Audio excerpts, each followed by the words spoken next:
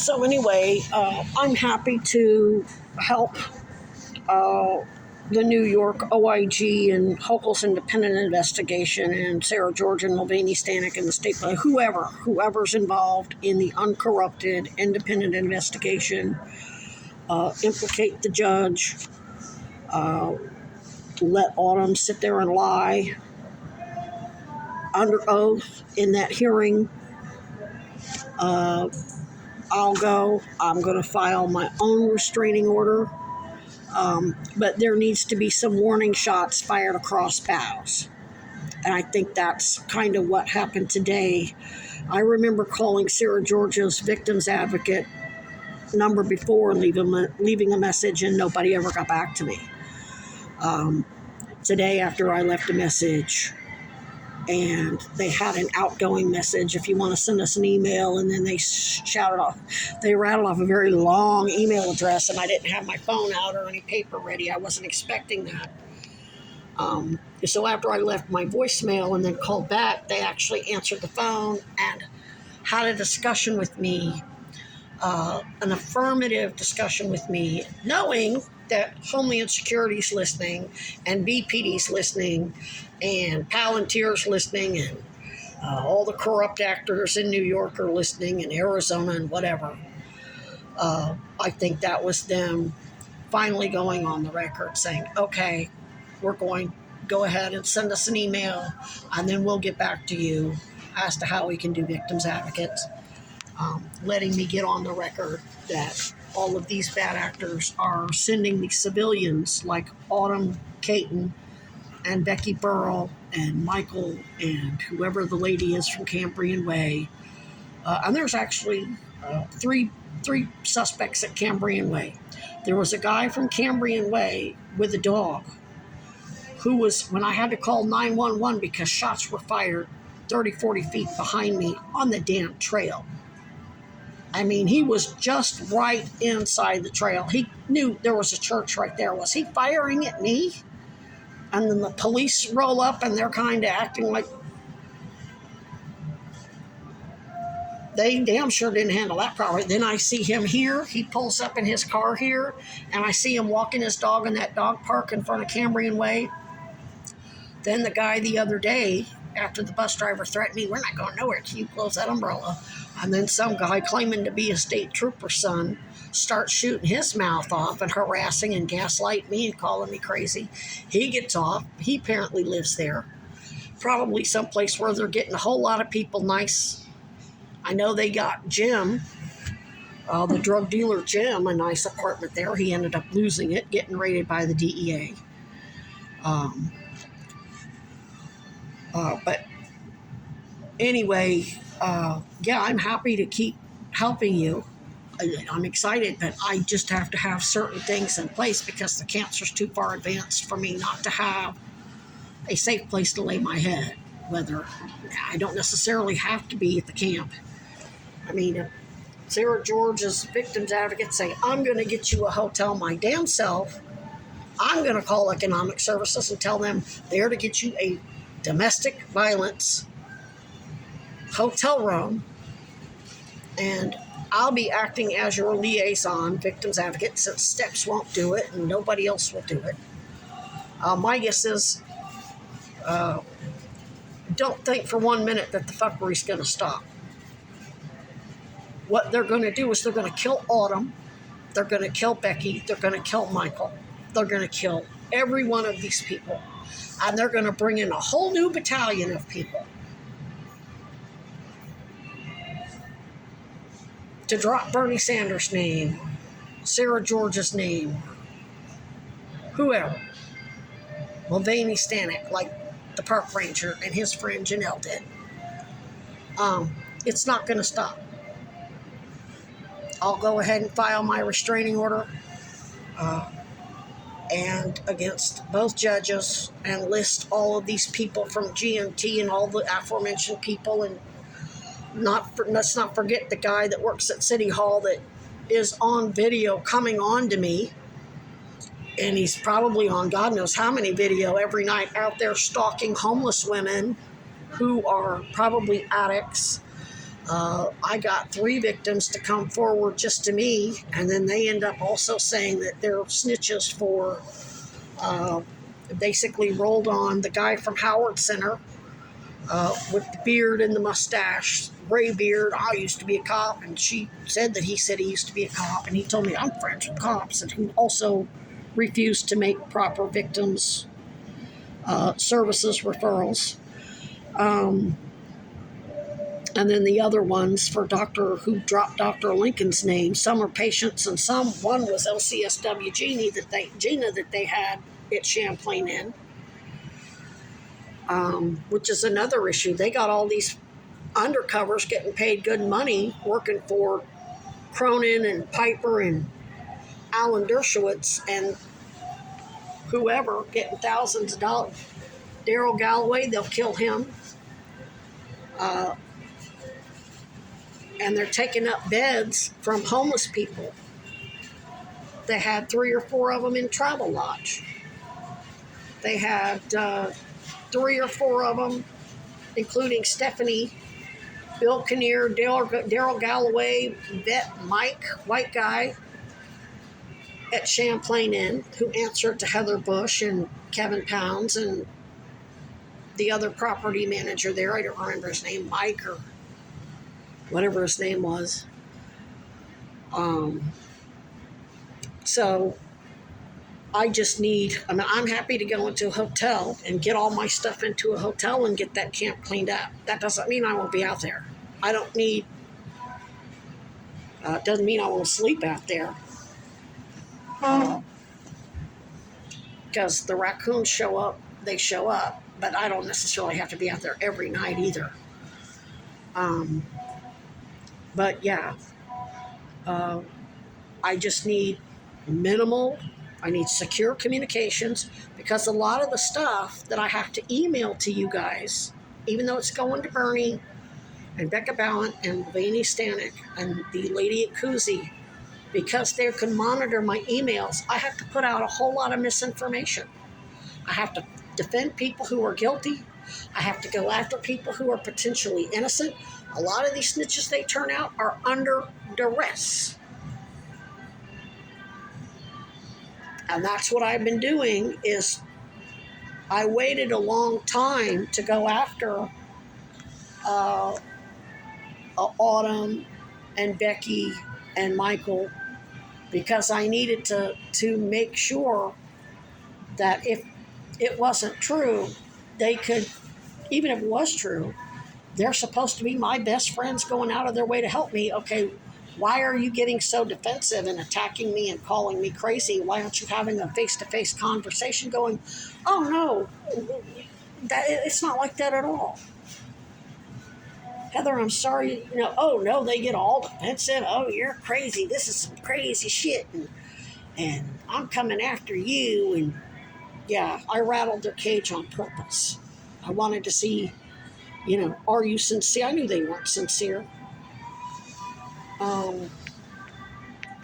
But I can't play games with it anymore. The cancer's too far advanced. I can't maintain with $1,000 a month, especially in these temps. I just had to buy another $10 worth of candles. I had to come all the way out here to get it. They're overcharging my Green Mountain Transit again, as far as I know. I could be wrong about that. But, yeah, I'll continue to help you, but I need help. And it needs to be open, notorious, on the record help. So they know there is secure. They know for a fact, all the bad actors, Epstein's partners in crime, know for a fact that there is secure comms. So all their games they're playing are obsolete. All this crap they've been pulling, running to me, lying to me, steering me here, steering me there, trying to basically coerce me into being a client at Safe Harbor or wherever, because they think if I sign a patient consent to treat form now, that gets them off the hook for all the medical records they created without a consent to treat form, when I wasn't their patient. With Copeland Galore and Carrie Goulet, acting like it was an in-person visit. No, it was a phone call, which means they can't frickin' bill Medicaid for that. Now, that was almost legitimate because it was during emergency, but they still, during an emergency, I guess, under Title 26, they can treat you under emergency circumstances since everything was closed for COVID and they didn't want us in the ER and they weren't seeing any patients at the clinic. Yeah, they could call in my blood pressure meds. Because even the pharmacy, those medications are so detrimental that the pharmacy will give you a bunch of them until you either get a refill or you can pay for your refill or whatever. So, and she's even on the recorded phone call, which you guys heard anyway, saying, oh, this is all covered by grants. We get grants. We can even get you your meds for free. So she knew they were going to get paid for that. So why lie about an in-person visit? Oh, because they're going to go online, pretend to be me and get Vermont Medicaid in my name and then bill Vermont Medicaid for two at the clinic visits that really weren't that at all. The second time I went there, we need to check your blood pressure. And then they have Copeland Galore come in. Oh, that's just a lipoma. Lie, gaslight me, make a referral to gastroenterology. Okay, where's the records that you created to even justify that referral? I'm not your patient. Oh, and then when I go in to pick up the medical records, they put a consent to treat form in front of me. Oh, it's just a form we have. No, you made these records without a signed consent to treat. Now you're trying to trick me into signing one, thinking that's going to retroactively cover your ass. And then all of this crap has trying to have Dr. Lincoln and LCSW Gina and Dr. Lincoln's patients trying to steer me over to Dr. Lincoln, thinking I would sign a consent to treat and refusing me housing, saying, well, if you want housing, you have to work with Marcus. Marcus has a conflict of interest. You know Economic Services sent me to the damn police because y'all went online, pretended to be me, and got Vermont Medicaid in my name. What they did today was more of that coercion because that stupid no trespassing order, all of the resources it referred me to, even though I openly said this is a domestic violence case, we'll refer you to the domestic violence advocate at BPD. She already knows about it because I emailed her. She already knows about all of it. They wouldn't have referred me to her if she wasn't corrupt. So all the crap that happened today was more patient steering. We're going to shut down your camp, and you're not going to get any help. If you want help, you have to come to us. You have to let us handle the investigation into ourselves. And then they run and falsify all their records, including the police, lying to Sarah George so Sarah George doesn't know what's really going on. And lying and saying that they're friends with Sarah George and they're doing all this on behalf. So maybe I'll trust them and actually do. They're doing coercion and patient steering. So I get mad at Sarah George, which all of that was, like I said in an email, if I'm an assassin, I'm going to hurl daggers at everybody. That's for your safety and mine. I already knew that Sarah George wasn't going to, anybody she sent was just there to observe. They're not going to drop her name. And that's basically her losing her license because that's ex parte communication. Her and Bernie can send undercovers to watch what's going on with me and monitor me, but they can't make contact with me and drop names and try to steer me here or steer me there. That's tampering. That's ex parte or what I understand to be ex parte communication, which basically my understanding is it's violation of the normal protocol to deal with a victim or witness, and I'm basically both, as a whistleblower and a rape, sex trafficking, and domestic violence victim. Which, in my particular case, because I'm 55 years old, it started when I was a kid, then I grow up, and now I end up a domestic violence victim of the new generation of the Iran-Contra's drug trafficking.